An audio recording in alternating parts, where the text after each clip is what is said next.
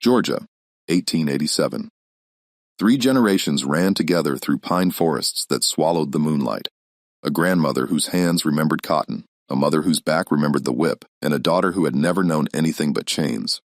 Their names were Ida, May, and Ruth. But those weren't the names they were born with. Those were the names they chose when they decided to become human again.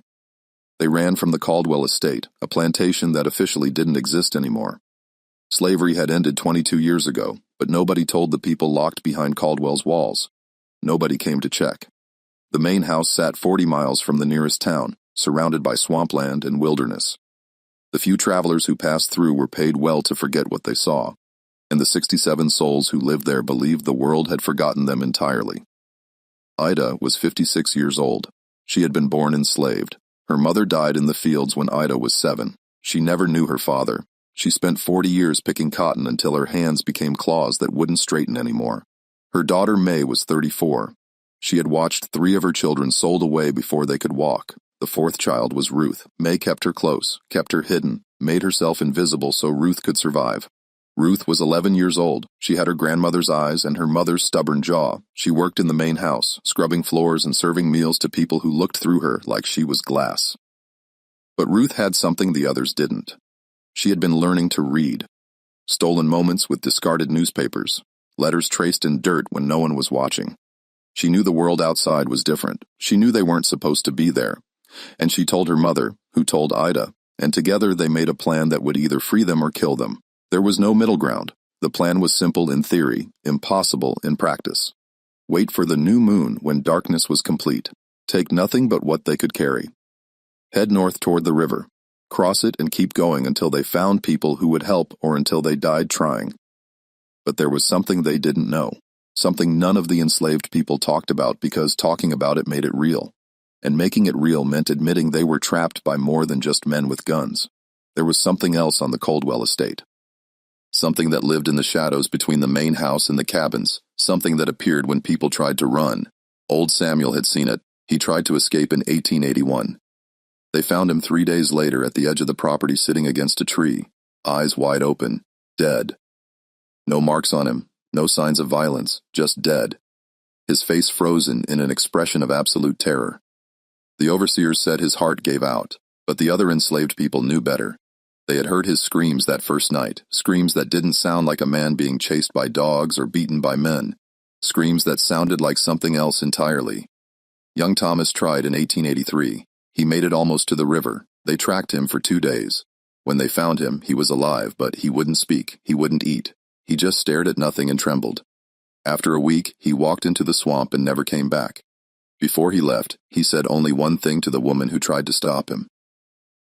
"It's still following me." Mary tried in 1885. She was found the next morning at the gate, curled in a ball, whispering the same words over and over. "Don't let it see you. Don't let it see you. Don't let it see you." She died 3 days later. Fever, they said. But her eyes never stopped moving, tracking something invisible across the ceiling. Ida knew these stories. May knew them too. They had decided not to tell Ruth. There was no point in adding supernatural terror to the very real terror they already faced. Besides, stories got exaggerated. Fear made people see things that weren't there. Whatever happened to Samuel and Thomas and Mary, it was probably just the trauma of being hunted, the mind breaking under impossible stress. That's what Ida told herself as they prepared to run. That's what May whispered when doubt crept in during the dark hours. They were rational women. They didn't believe in ghosts or demons or curses. They believed in men with whips and dogs with teeth and bullets that killed. Those were the real dangers. Those were the things they needed to fear. On the night of October 3rd, 1887, the new moon rose, or rather didn't rise. The sky was a black sheet without stars. Clouds had rolled in at sunset, thick and low. The air felt heavy, pregnant with rain that wouldn't fall. It was perfect. Visibility would be almost zero. Anyone chasing them would be as blind as they were. Ida, May, and Ruth met behind the cabin they shared. They wore their darkest clothes. They carried nothing but a small sack with dried meat, a jar of water, and a knife May had stolen from the kitchen 6 months ago. They didn't say goodbye to anyone else. Goodbyes were dangerous. Goodbyes meant witnesses. Witnesses meant someone who could be beaten until they told where the runners had gone. They moved in silence. Ida went first. She was old, but she knew the land better than anyone. She had worked every field, walked every path. She knew where the ground was soft, where it would hold their footsteps, where it would give them away. May went second, one hand on Ida's shoulder. Ruth came last, one hand on May's back. They moved as one organism through the darkness. The first hour was easy. They stayed low, moved slow, stopped often to listen. They heard dogs in the distance, but the dogs weren't hunting yet. They heard voices from the main house, laughter and music. Master Caldwell was entertaining guests. Good. It meant everyone's attention was elsewhere. They reached the treine and slipped into the forest. The darkness became absolute. Ida led them by memory and touch, feeling for landmarks she had memorized during years of gathering firewood. A lightning struck oak, a boulder split down the middle, a creek bed that ran dry in summer. 2 hours in, Ruth stumbled. Her foot caught on a root and she went down hard. May caught her before she could cry out. They froze, listening. Nothing, no shouts, no dogs, no pursuit. Ruth stood, favoring her left ankle but able to walk. They kept moving. 3 hours in, they heard it for the first time, a sound that didn't belong. Not dogs, not men, not any animal they recognized. It was distant behind them, almost like breathing, but too loud, too deliberate. It rose and fell in a rhythm that felt wrong, that made something primitive in their brains scream danger. Ida stopped. May bumped into her. Ruth grabbed May's dress. They stood in the darkness, not breathing, listening. The sound continued for a moment, then stopped. Silence. Complete and total silence. No insects, no birds, no wind, nothing. The forest had gone dead quiet. "Grandmother," Ruth whispered. "What was that?" "Hush, child," Ida whispered back. "Just an animal. Keep moving." But Ida's hand was shaking as she reached back to find May's shoulder. May felt it. She said nothing. They started walking again, faster now. 4 hours in, they reached the first checkpoint. Ida had planned, a clearing where 3 paths met. They could go straight north toward the river, northeast toward higher ground, or northwest toward the old logging road. Ida had planned to go straight north, the most direct route. But now she hesitated. The sound came again, closer this time, still behind them, but definitely closer. That same wrong breathing. But now there was something else. A clicking sound like nails on wood or claws on stone, rhythmic, purposeful, moving. "It's following us," May said. Her voice was tight, controlled, but underneath was pure fear. "It's just," Ida started. "Don't," May interrupted. "Don't tell me it's just an animal. Animals don't sound like that. Animals don't make the forest go silent."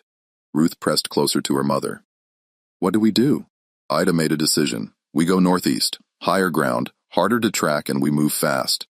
They took the northeast path and ran, not the careful, quiet movement they'd been doing, actual running. Branches whipped their faces. Roots tried to trip them. They didn't care.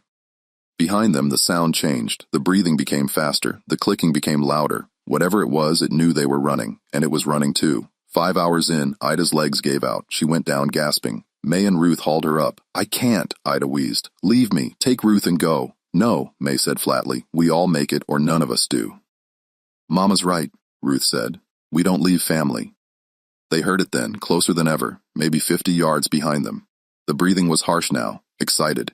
The clicking had become a gallop, and there was a new sound, a low sound, almost like words, but not quite, like someone trying to speak with a mouth that wasn't made for speaking. "Go," Ida gasped. "Please, it wants something. Give it me. Save yourselves." May looked at her mother, looked at her daughter, made a choice that would define everything that came after. "We stay together," she said. "If we die free and together." She pulled the knife from the sack. Ruth grabbed a heavy branch from the ground. Ida stood, her old body finding strength from somewhere deep. They formed a triangle, backs together, facing outward into the darkness. The sound stopped. Complete silence again. They waited. Their breathing was loud in their own ears. Their hearts hammered. Sweat ran down their faces despite the cool night air. Then they saw it. Not clearly. The darkness was too complete for that. But they saw movement. A shadow darker than the surrounding shadows. It was big. Bigger than a man. It moved wrong. Not like an animal on 4 legs. Not like a human on 2. Something in between. Something that shifted and flowed. It circled them. They turned with it, trying to keep it in front of them. Ruth was crying silently. May gripped the knife so hard her hand ached. Ida prayed under her breath, words from a childhood she'd almost forgotten. The thing stopped. They could feel it watching them, could feel its attention like a physical weight. Then it spoke, not in any language they knew, not in any voice that should come from a living throat, but they understood it anyway. Somehow the meaning bypassed their ears and went straight into their minds. Return. One word, but it carried weight, carried command, carried the absolute certainty that disobedience would mean something worse than death. No, May said. Her voice shook, but held firm. We're free, we're leaving. The thing moved closer. They could almost see it now, almost make out a shape. It was tall. It had too many angles. Parts of it seemed to exist in spaces that shouldn't exist. Looking at it made their eyes hurt, made their minds rebel. Return, it said again, and this time the word came with images. Flashes of Samuel dead against the tree, Thomas walking into the swamp, Mary curled and whispering, and others. So many others. Decades of runners who had tried and failed. All stopped by this thing, this guardian, this curse that Caldwell had somehow bound to his land. How? Ruth whispered. How is it doing this? Ida understood. Then the stories came together. Old whispers she'd heard decades ago. Caldwell's grandfather had been different, had known things, had practiced things that God-fearing folk didn't speak about. He'd bound something to this land, something that would keep his property from escaping. Even after death, even after the law said slavery was over, the binding remained. It can't leave the property, Ida said suddenly. That's why it herds people back, why it terrorizes them until they return or die. It's bound here. If we can get past the boundary, we're free. How far? May asked. I don't know. Maybe a mile, maybe less. The thing moved again, faster now. It was done talking. They ran. Behind them. It came. The sounds it made now weren't trying to be anything natural. They were pure wrongness. Sounds that hurt to hear. Sounds that made their teeth ache and their stomachs turn. But they ran. Ida led them uphill. Her lungs burned. Her heart hammered irregularly, but she pushed. May pulled Ruth along. Ruth's ankles screamed with every step, but she didn't slow down. They crashed through brush. They fell and got up. They ran. The thing was right behind them now. They could feel its breath if breath was what it had. Cold. So cold it made frost form on the back of their necks despite the warm night. Ruth looked back once. She saw something that would live in her nightmares forever. Too many eyes. Too many mouths. A shape that was wrong in every way a shape could be wrong. Then Ida fell, not from exhaustion this time. She clutched her chest and went down hard. May skidded to a stop. Ruth stumbled back to them. The thing loomed over them. This close, it blotted out what little light filtered through the clouds. This close, they could see that it wasn't one thing, but many shapes of people twisted and merged. The thing Caldwell's grandfather had created from the souls of those who had died on this land. A gestalt of suffering and anger and pain, bound to one purpose: prevent escape. Go, Ida gasped. Blood flecked her lips. Both of you run. I'm done. But you're not. Grandmother. No, Ruth sobbed. Yes, Ida said. She looked up at the thing.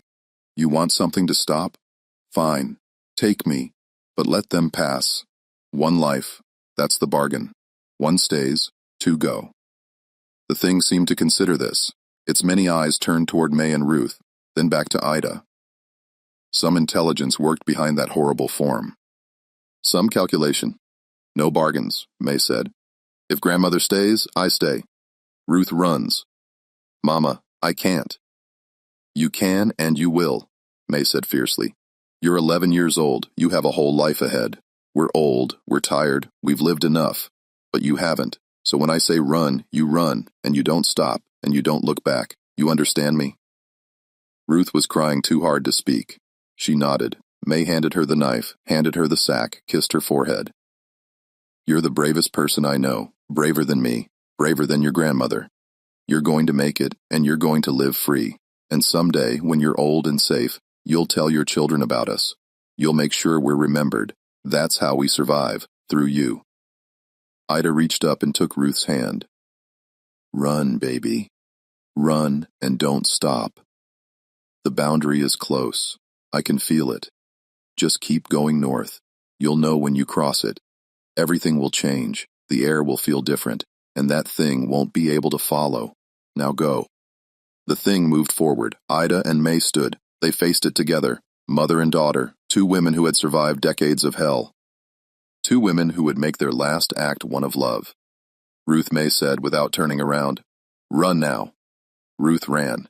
She ran, and she did look back. She saw her mother and grandmother standing together facing the darkness. She saw the thing engulf them. She heard sounds she would never be able to describe. She ran faster. Ruth ran until her lungs felt like they would burst, until her injured ankle gave out completely, and she crashed face first into the forest floor. She lay there gasping, sobbing, her whole body shaking with exhaustion and grief and terror.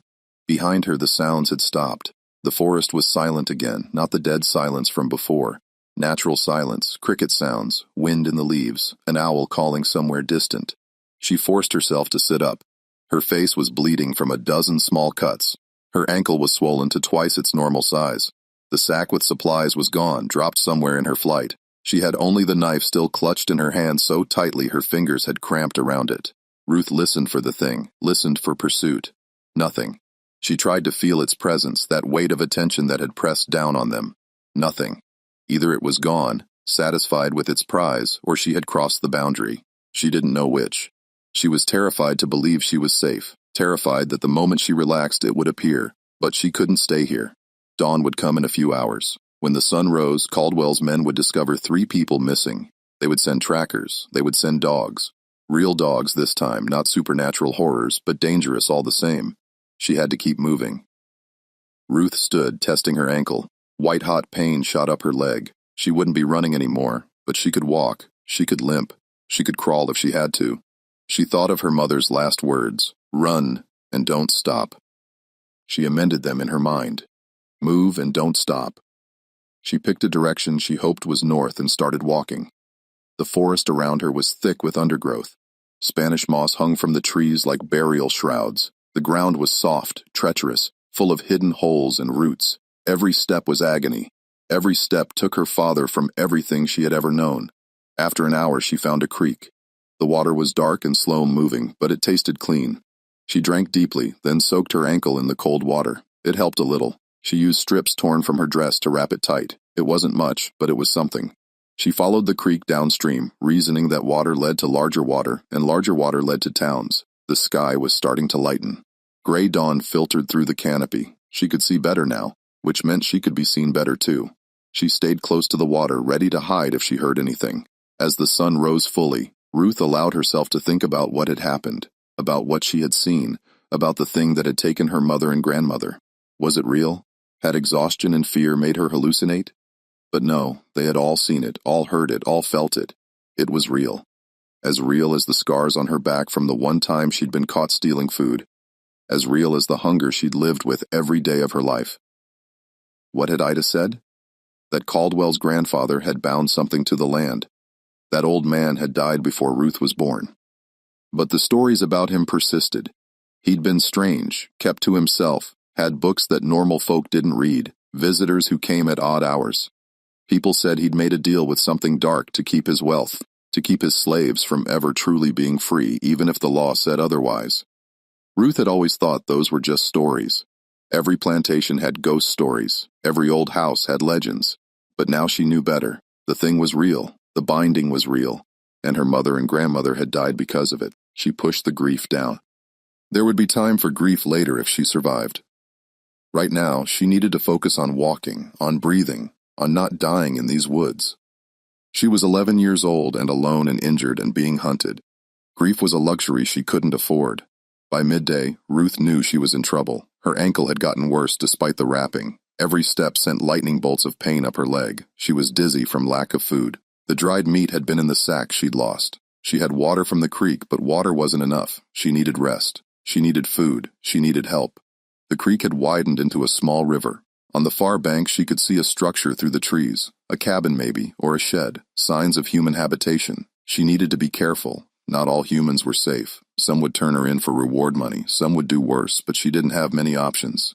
She was failing. She could feel her body starting to shut down. If she didn't get help soon, she would collapse and never get up. She had to take the risk. Ruth crossed the river at a shallow point, the cold water shocking her system into alertness. She climbed the far bank and moved toward the structure. It was a cabin, old and weathered but maintained. Smoke rose from a chimney. Someone was home. She crept closer, staying in the tree. Through a gap in the trees, she could see the front of the cabin. A woman sat on the porch, shelling peas into a bowl. She was black, middle-aged, with gray streaking her hair. She hummed while she worked. Some old spiritual Ruth recognized but couldn't name. Ruth watched for a long time. Was the woman alone? Were there men inside who might be dangerous? She saw no one else. Heard no other voices. Finally, she made a decision. She stepped out of the trees. The woman saw her immediately and stood up fast, the bowl of peas clattering to the porch floor. She stared at Ruth, taking in the torn dress, the bloody face, the swollen ankle, the knife still clutched in one hand. "Lord have mercy," the woman said. "Child, what happened to you?" Ruth tried to answer, but her voice wouldn't work. Everything she'd been holding inside, all the terror and grief and pain, came crashing down at once. Her legs buckled. The woman rushed forward and caught her before she hit the ground. "I've got you," the woman said. "I've got you, baby. You're safe now." Ruth wanted to believe her, but she knew better than to believe in safety. Safety was an illusion. Safety was temporary. The thing might be bound to Caldwell's land, but Caldwell's men weren't. They would be looking for her. They would never stop looking.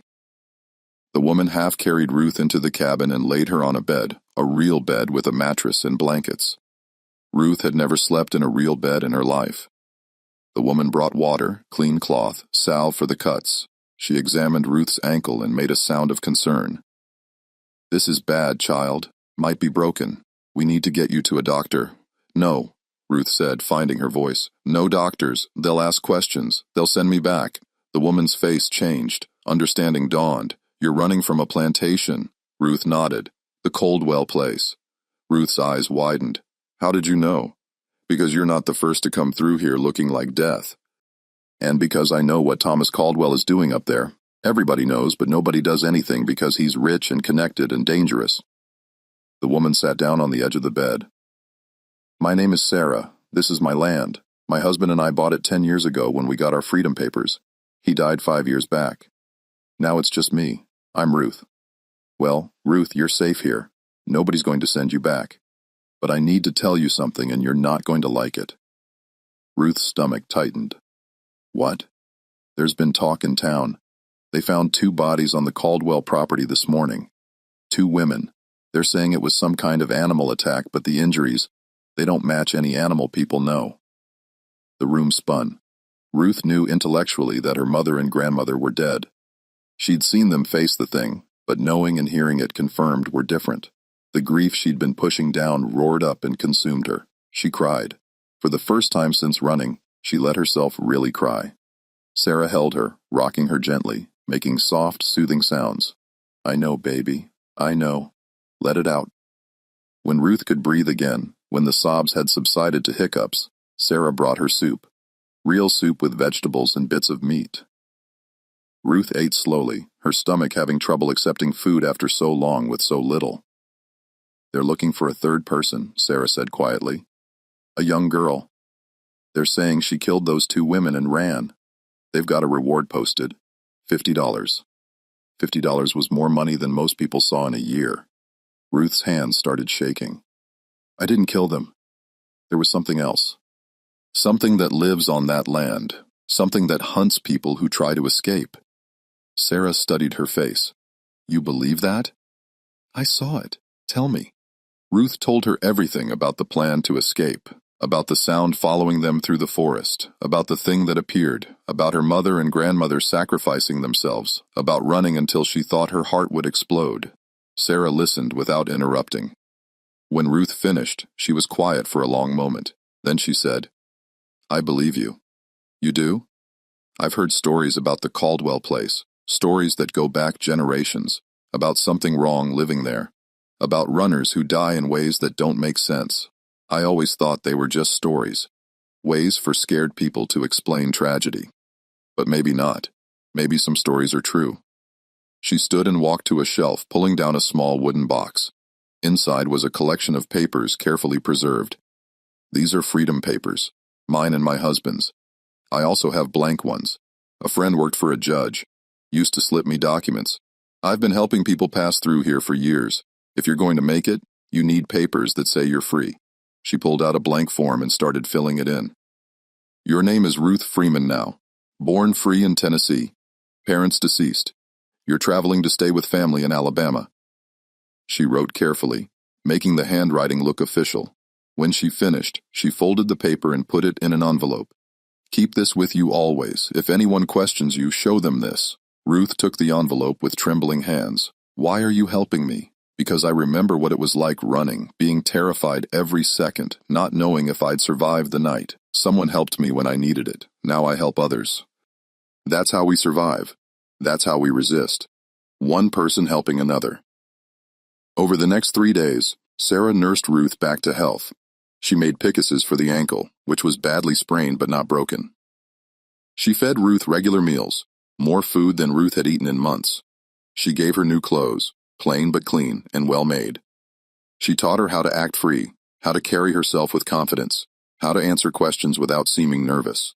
The key, Sarah said, is to believe you're free. If you act like you're running, people will see it. If you act like you belong, most people won't question it.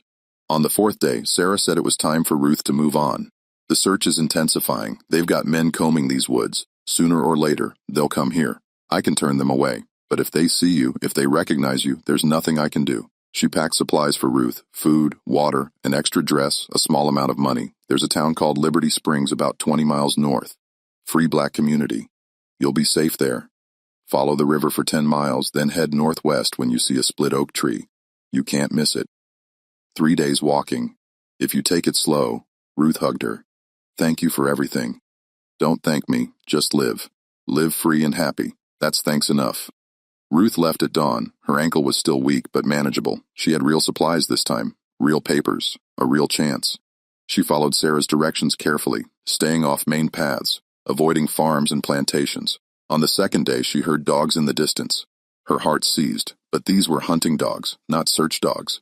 She hid anyway, waiting until the sounds faded. She was learning to trust her instincts, to read the forest, to understand when danger was real and when it was just fear. On the 3rd day, she saw the split oak tree. She turned northwest. The terrain changed, becoming hillier. The air felt different somehow, lighter. Or maybe that was just her imagination. Maybe freedom had a smell, a taste, a feeling in the air. That evening, she crested a hill and saw lights in the distance. A town small but real, houses with smoke rising from chimneys, people moving about. She could hear voices, laughter, the sound of normal life. Ruth stood at the edge of town, suddenly terrified. What if Sarah was wrong? What if this wasn't a safe place?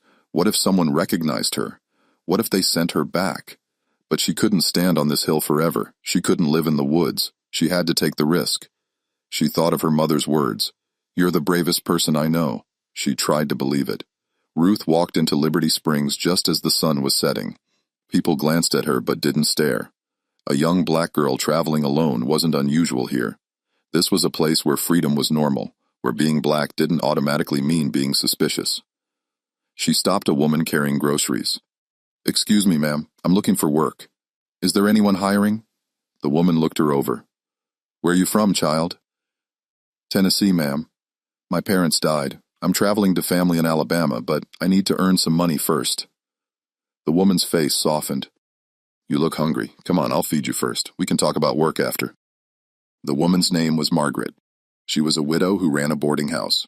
She fed Ruth a proper meal, then offered her a room in exchange for help with cleaning and cooking. I can't pay much, Margaret said, but you'll have a bed and food and safety. That's worth something. That's worth everything, Ruth said. She stayed in Liberty Springs. She worked for Margaret.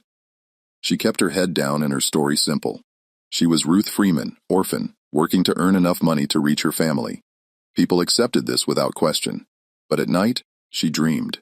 She dreamed of the thing in the forest. She dreamed of her mother and grandmother facing it in the darkness. She dreamed of its many eyes, its impossible shape, its cold breath.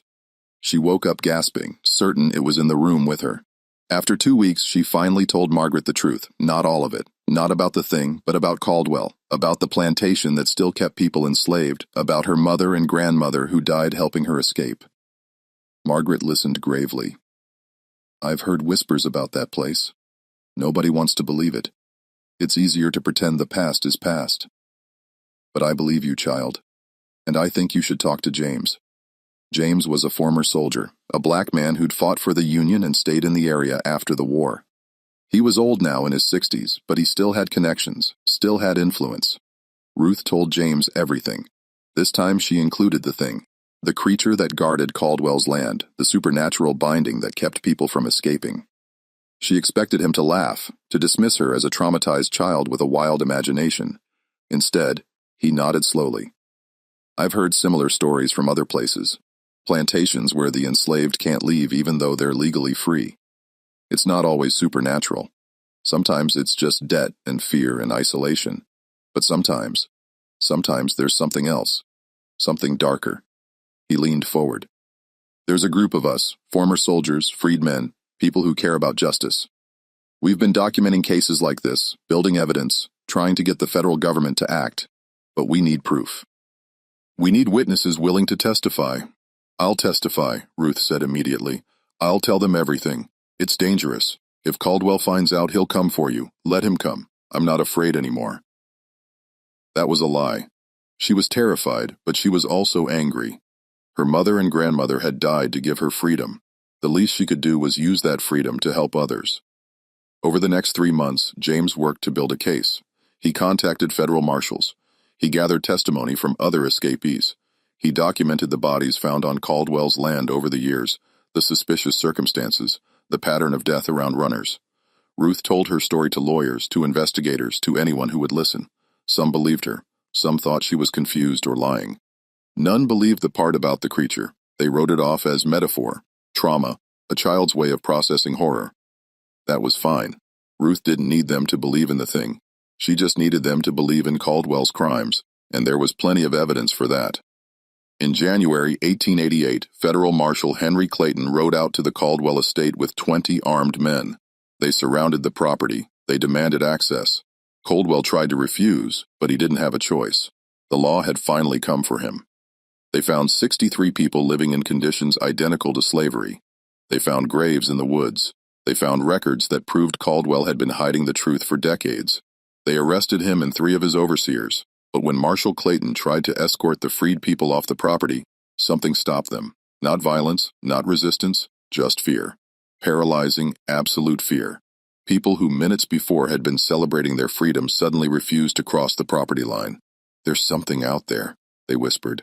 Something that hunts, something that kills. Clayton didn't understand. He tried to reassure them. There was nothing to fear. The law protected them now. They were free, but the fear persisted. It was Ruth who figured it out. She had stayed back in Liberty Springs too afraid to return to that place. But when she heard what was happening, she knew the thing was still there. Still bound to the land, still keeping people trapped, even though Caldwell was in custody. She made a decision that terrified her, but felt necessary. She asked James to take her back to the Caldwell estate. She would face the thing again. She would find a way to break the binding, or she would die trying just like her mother and grandmother had. James tried to talk her out of it. Margaret begged her to stay, but Ruth was determined. Those people can't live free until that thing is gone, and I'm the only one who understands what it is. I'm the only one who's faced it and survived. They rode out to Caldwell's land. Ruth's heart hammered the entire journey. When they arrived, the freed people were still there, camped just inside the property line, too afraid to leave. Marshal Clayton looked frustrated and exhausted. Ruth walked up to him. I can help, but you have to listen to me, and you have to believe me, even if it sounds impossible. She told him about the thing, about the binding, about what Caldwell's grandfather had done. Clayton listened with visible skepticism, but he was desperate enough to try anything. What do you need? He asked. Fire, Ruth said. And everyone who's ever been hurt by this place, we're going to break this binding together. That night, they built bonfires around the property. Every freed person gathered. Ruth stood in the center of the main circle, remembering everything Sarah had told her about old magics, about how bindings worked. She didn't know if she was right. She didn't know if this would work, but she had to try. She spoke to the darkness. She called out to the thing. I know what you are. You're made from suffering, from the souls of people who died here in chains. You think you're protecting them, but you're just continuing their bondage. You think you're following orders, but those orders don't matter anymore. The man who bound you is dead. His grandson is arrested. This place is over. You don't have to exist anymore. You can let go. Nothing happened. The night stayed still. Ruth tried again. My mother and grandmother gave themselves to you. They died so I could be free. But they wouldn't want you to keep hurting people. They would want peace. They would want rest. And so would all the others trapped inside you. Let them go. Let yourself go. The air changed. A presence manifested, not visible, but felt. The thing was listening. We're going to burn this place. Ruth said, we're going to burn every building, every field, every reminder of what happened here, and when it's gone, you can be gone too. You can finally rest. She nodded to Marshal Clayton. He gave the order. People took torches from the bonfires and walked toward the buildings, the main house, the cabins, the barns, everything. As the fires caught and spread, Ruth felt something shift. The presence grew stronger, but also lighter, as if a great weight was lifting. The air filled with whispers, countless voices speaking at once, words she couldn't quite hear but somehow understood. Thank you. Finally free. Rest. The thing didn't disappear all at once. But as the buildings burned, as the physical evidence of Caldwell's evil turned to ash, the binding weakened. The supernatural prison that had held so many for so long began to dissolve. By dawn, everything was gone. The Caldwell estate existed only as scorched earth and memories. The freed people stood at what had been the property line. The fear was gone. The thing was gone. They could walk away. And they did slowly at first, testing, then faster. Some ran, some walked. Some fell to their knees and cried, but they all left. For the first time in decades, they were truly free. Ruth stood watching them go. She thought about her mother and grandmother, about their sacrifice, about the price of freedom. It wasn't fair that they had paid with their lives. It wasn't right, but they had made a choice. And that choice had saved not just Ruth, but dozens of others. She would carry them with her always in her memories, in her nightmares, in her determination to make their sacrifice mean something. She was 12 years old now. She had survived what should have killed her. She had faced supernatural horror and lived. She had helped break a curse that had lasted generations. She was Ruth Freeman, and she was free. Years later, Ruth would tell this story to her own children. She would tell them about their grandmother and great-grandmother who died so she could live. She would tell them about the thing in the darkness and how hatred and cruelty could create monsters that outlived the people who made them. But she would also tell them that those monsters could be defeated. That freedom was worth fighting for. That one person, even a child, even someone small and scared and injured, could change the world. Her children would grow up free. They would never know chains. They would never know the terror of being hunted, but they would know the cost of that freedom. They would know what their ancestors paid, and they would remember because memory is how we honor the dead. Memory is how we prevent the past from repeating. Memory is how we keep fighting generation after generation until the world finally becomes what it should have been all along. A place where everyone is free. A place where the only monsters are the ones we refuse to become. A place where a child can run through darkness and find light on the other side. Ruth lived to be 78 years old. She spent her life teaching, helping other formerly enslaved people adjust to freedom, documenting the stories of survivors. She never forgot what she had seen. She never forgot what she had lost, but she also never forgot what she had won, freedom. The most precious, most costly, most essential thing in the world, and she made damn sure no one else forgot it either.